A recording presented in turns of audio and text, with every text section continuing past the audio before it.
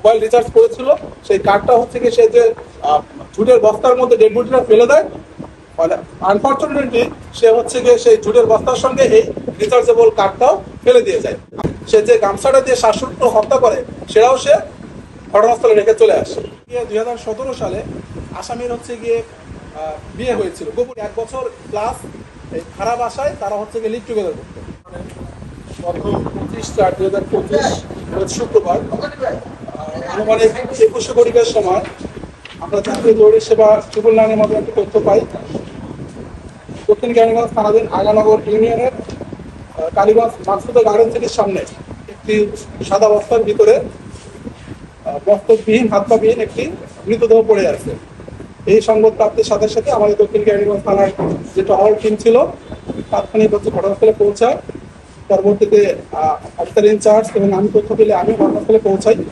ঘটনাস্থলে পৌঁছানোর পরে তাৎক্ষণিক হচ্ছে গিয়ে আসলে মৃতদেহ যেহেতু ছিল না, কোনো অবয়ব ছিল না, এই জন্য মৃতদেহকে পরিচয় শনাক্ত করা যায়নি। আমরা পরবর্তীতে আমাদের ঊর্ধ্বতন কর্তৃপক্ষের সাথে কথা বলে সিআইডি টিমকে অবগত করে সিআইডি ঘটনাস্থলে আসে। তারা তাদের হচ্ছে গিয়ে কার্যক্রমগুলো সম্পন্ন করে। পরবর্তীতে আমরা আমাদের ঢাকা জেলার মাননীয় পুলিশ সুপার জনাব মোহাম্মদ আনিসুজ্জামান স্যারের সার্বিক দিক নির্দেশনায় এবং অতিরিক্ত পুলিশ সুপার জনাব মোহাম্মদ খায়রুল আলম স্যারের পরামর্শে আমি হচ্ছে গিয়ে দক্ষিণ কেরানীগঞ্জ থানার একটা চৌকস টিম গঠন করি। যে টিমের ছিল এসআই ফরহাদ, এসআই জুলফিকার, কামরুল সহ এবং অন্যান্য ফোর্স সহ আমরা একটা টিম গঠন করি। যদি একটা ক্লুলেস একটি চাঞ্চল্যকর মার্ডার, এই মার্ডারের কার্যক্রম পরিচালনা করার জন্য স্যারদের নির্দেশনায় আমরা টিম গঠন করি। এই প্রেক্ষাপটে আমরা তথ্য প্রযুক্তি এবং সিসিটিভি ফুটেজ, গোয়েন্দা তথ্য, এই তিনটার সমন্বয়ে আমরা একটা সার্বিক একটা কার্যক্রম এটা শুরু করি। এই প্রেক্ষাপটে আমরা ওই সিসিটিভি ফুটেজ পর্যালোচনা করে আমরা একটা অস্পষ্ট ভিডিও পাই।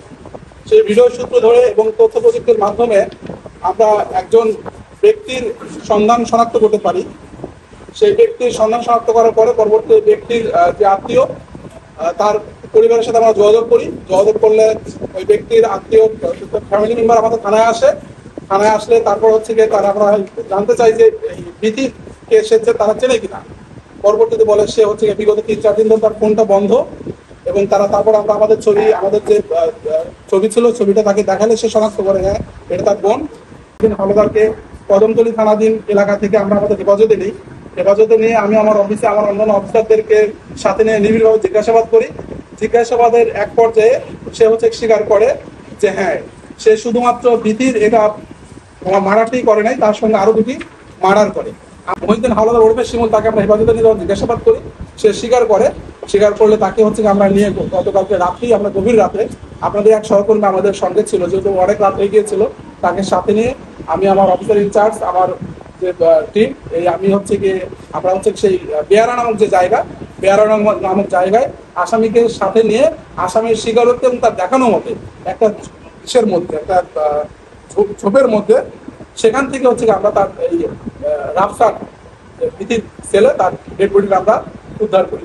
আগানগরে যেটাকে বিধির ডেড বডি মনে করেছিলাম মূলত সেটা নুপুরের ডেড বডি, ওইখানে নুপুরের ডেড বডিটা ফেলে এবং পরবর্তীতে বিধির নুপুরের মাথা এবং হাত এবং পায়ের অংশ, বিধির হাত, মাথার পায়ের অংশ এগুলো আরো সে 2টা ব্যাগে ভরে পর্যায়ক্রমে পোস্তগোলা ব্রিজে বিভিন্ন সময় ওই দিন একই দিনে বিভিন্ন সময় বিকেল 5:30টায় একবার যায়, রাতে একবার 8:30 একবার যায় এবং রাত 9:45 ঘটিকে একবার যায়। 3 দফায় সে হচ্ছে গিয়ে পোস্তগোলা ব্রিজ থেকে ওই বিধির মস্তক, নুপুরের মাথা এবং বিধি এবং নুপুরের হাত পায়ের অংশ এগুলো ফেলে দেয় এবং বিধির ডেড বডিটাও সে বুড়িগঙ্গা নদীতে ফেলে দেয়।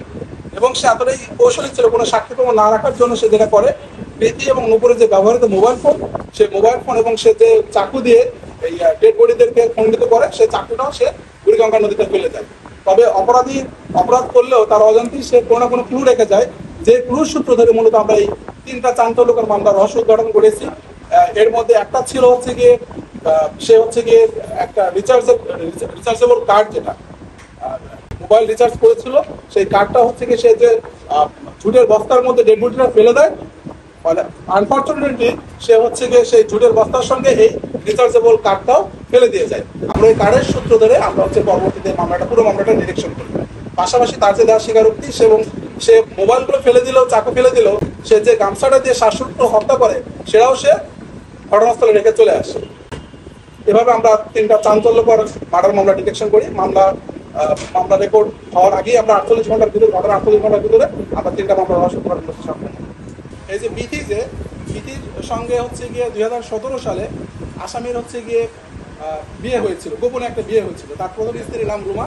প্রথম স্ত্রী থাকা অবস্থায় প্রথম স্ত্রী না জানিয়ে এই বিথিকে সে বিয়ে করলে করোনাকালীন সময়ের আগে সে হচ্ছে গিয়ে, যেহেতু যখন তার পরিবারটা জেনে যায় তখন তার বিথিকে ডিভোর্সও দিয়ে দেয়।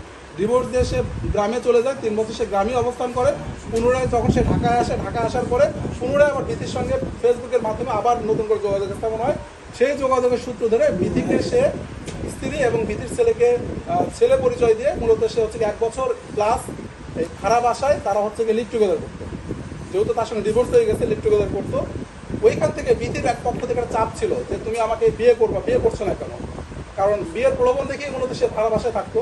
এই বিথির চাপ এবং তার প্রথম স্ত্রী রুমার পক্ষ থেকে চাপ, এই চাপ না সামলাতে পেরে সে মূলত হচ্ছে গিয়ে, এবং এই টিনে তাদের মধ্যে প্রায় কলহ বাঁধতো, ঝগড়া বিবাদ লেগেই থাকতো। এইটাকে কেন্দ্র করে মূলত শুক্রবার সকালে সে যখন বাসায় যায়, এইটা কিন্তু ঝগড়া বিবাদ, তখন থেকে মূলত চড় মারামারি, তারপরে সে ঘটনাটা ঘটে গেল।